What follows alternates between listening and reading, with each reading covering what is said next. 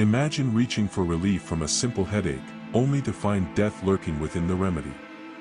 A common bottle of painkillers, sitting innocently on a store shelf, turns into a tool of silent, indiscriminate murder. This is the chilling reality that struck Chicago in 1982, a series of mysterious deaths that would forever alter consumer safety and remain one of the most perplexing unsolved crimes in modern history. Welcome to the haunting tale of the Tylenol murders. The air was crisp in late September 1982.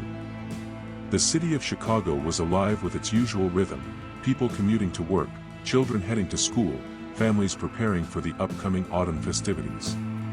But beneath the ordinary hum of daily life, something sinister was brewing. A silent killer had found its way into medicine cabinets, waiting for unsuspecting victims. 7 people would soon lose their lives after consuming extra-strength Tylenol capsules laced with a deadly poison, cyanide. Among them was 12-year-old Mary Kellerman, an innocent child who woke up on the morning of September 29th with a sore throat. Her parents, completely unaware of what lay ahead, gave her a Tylenol capsule. Minutes later, she collapsed in the bathroom. Her father, horrified, found her unresponsive and called an ambulance. But by the time they reached the hospital, Mary was gone. Doctors were baffled. There were no signs of illness or pre-existing conditions that could explain the sudden and tragic death of a healthy young girl. But the nightmare was only just beginning. Later that same day, in a completely different part of the city, 27-year-old Adam Janis, a hard-working postal worker, had no idea he was about to become the next victim. Feeling slightly under the weather, he took a couple of Tylenol capsules, expecting relief. Instead, he collapsed, gasping for air. Paramedics rushed to the scene and attempted to revive him, but it was too late. Adam Janis was dead. His grieving family gathered at his home to mourn, unaware that death still lingered in the very medicine that had just taken his life. His younger brother Stanley and sister-in-law Teresa, in an attempt to soothe their headaches brought on by grief and stress, each took a capsule from the very same bottle. Within minutes, they too collapsed. What was happening? 3 members of the same family, dead within hours of each other.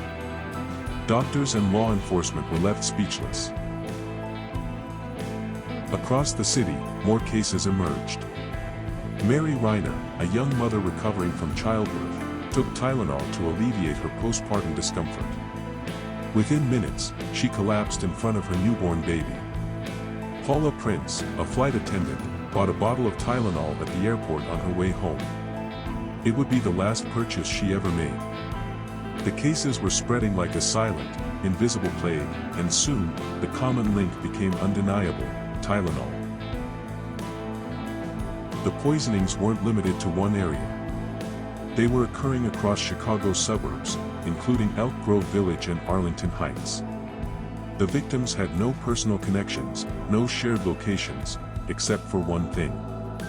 Each had purchased and taken extra-strength Tylenol. The police and the medical community scrambled to piece the puzzle together, but the realization was grim: this was not a coincidence. Someone was poisoning random bottles of Tylenol and placing them back on store shelves, waiting for innocent customers to unknowingly consume their fatal dose. The victims were ordinary people, fathers, mothers, children, and siblings, each with a future stolen by an unseen hand. But how did this happen? And, more importantly, why? With more deaths occurring, the panic escalated. Families grieved while the public lived in fear, terrified to take even the most basic medications. Hospitals reported increased visits from people convinced their medications had been tampered with. The city's anxiety was at an all-time high.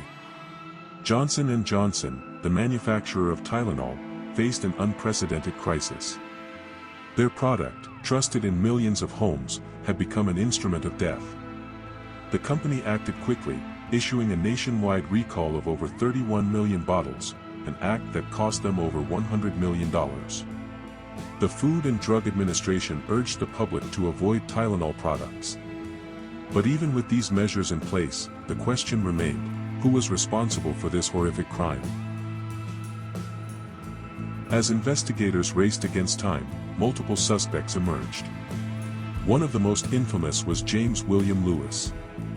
He wasn't caught tampering with the pills, but he made himself a suspect in another way. He sent a letter to Johnson & Johnson, claiming he would stop the poisonings if they paid him $1 million. Was he the mastermind behind this terror? Or just a man capitalizing on a horrific tragedy? After an intense investigation, Lewis was convicted, not for murder, but for extortion. There was no direct evidence linking him to the actual cyanide-laced capsules, and he continued to deny involvement until his death. Then there was Roger Arnold, a man with a background in chemistry who worked at a distribution center near where the poisoned bottles were found. Arnold owned books on cyanide and had made suspicious comments to co-workers about the case. He was arrested and investigated, but no concrete evidence connected him to the poisonings. In a strange twist of fate, Arnold later became the target of vigilante justice. A man, believing Arnold was responsible for the murders, shot him in an act of revenge. Arnold survived, but his life was forever marked by the false accusation. Another theory suggested the involvement of an unknown disgruntled employee, someone with access to distribution lines who had a vendetta against the company. But no suspects were ever named. With no clear answers, the investigation expanded. Police combed through manufacturing plants, warehouses, and shipping records. They questioned store employees and reviewed hours of surveillance footage. But the evidence suggested that the cyanide hadn't been introduced at the factory level. Instead, someone had purchased the Tylenol bottles, carefully tampered with them, and then returned them to store shelves. It was the perfect crime, random, anonymous, and nearly impossible to trace. Though the killer was never caught, the case led to a monumental shift in consumer safety. In response to the tragedy, tamper-evident seals became the industry standard. Today, every bottle of medicine you open has layers of protection, designed to prevent another tragedy like this from ever happening again. The Tylenol murders changed the way the world buys medicine forever. Decades have passed, but the question remains, who committed this crime? Could the perpetrator still be out there? Was this the work of a lone individual, or something more sinister? The Tylenol murders serve as a haunting reminder that terror doesn't always come with a warning. Sometimes, it's as simple as swallowing a pill. What do you think? Do you believe we will ever find out the truth? Could modern forensic technology finally crack the case? Let me know in the comments below. If you found this story intriguing, please like, share, and subscribe to Samuel Podcast for more deep dives into history's most perplexing mysteries. Until next time, stay curious, and stay safe.